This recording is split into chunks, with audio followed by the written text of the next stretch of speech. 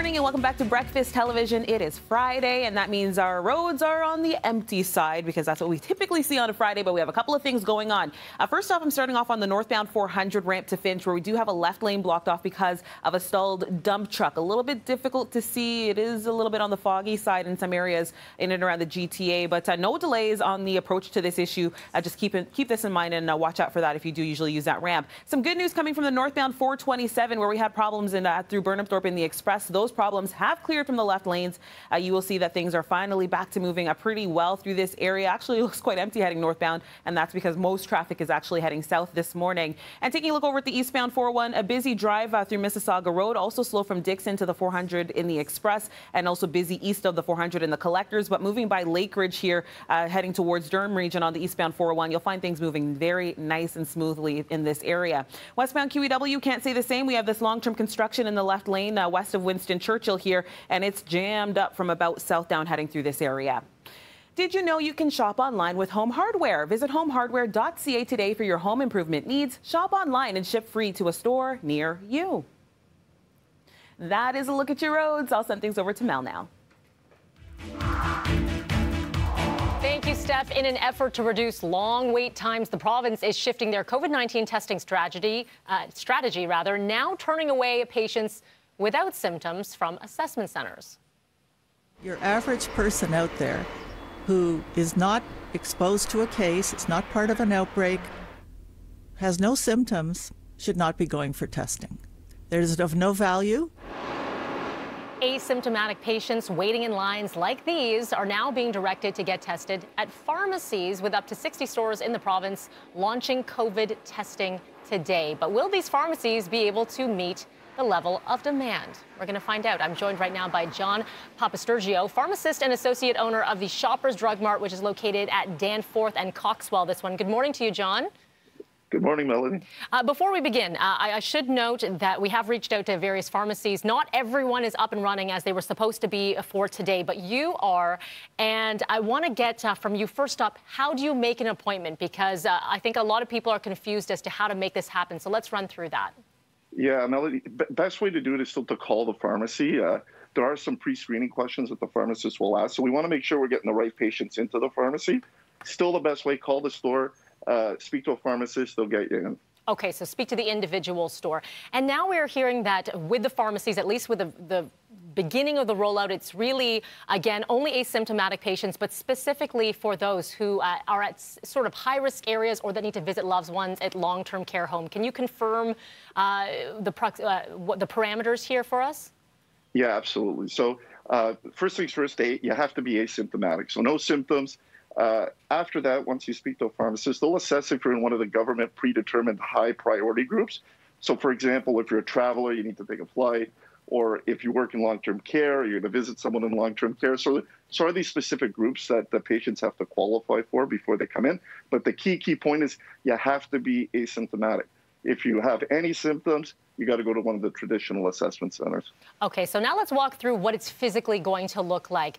There is some concern about the safety of people who are just shopping at the pharmacy, people eventually who will want the flu shot versus the COVID test. So what does this all look like?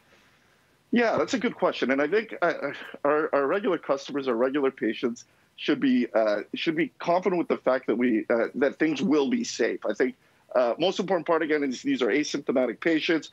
Once they make an appointment, they've been screened, they'll come into their scheduled appointment, and they'll come into a counseling room kind of like this here. The pharmacist will greet them, they'll sit down, and then we do an intranasal swab. The room is sterilized after each test. This swab is very, very different than the one that you'll get at most of the assessment centers. It's not the swab that goes almost to your brain. It's just right at the tip of your nose.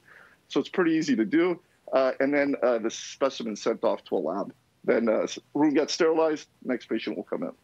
Okay, John, what does the wait look like? I know you have to make an appointment, but how frequently are these appointments going to be? Are they back-to-back? Do you anticipate maybe there will be a waiting area, a space indoors or outdoors? So, yeah, good question. So we're encouraging patients not to come before their predetermined time. Right now, we still have spatial limitations within the store as well. We're allowed about 55 patients or customers within the store. So once a patient arrives, if they're waiting for the pharmacist, there'll be one person waiting in the waiting room. Beyond that, I think we'd encourage them to wait outside. but we're scheduling every 15 minutes or so right now. We don't have much experience with it yet. I mean, this is all starting today, so we hope that pharmacists can get the patients out within about 15 minutes. There has been a lot of demand, so we're getting calls constantly yesterday, the day before. So we're trying to schedule everyone. I think we'll be able to manage the volume. Okay, John, lastly for you, what does the result turnaround look like versus, doing it at a pharmacy versus doing it at an assessment center?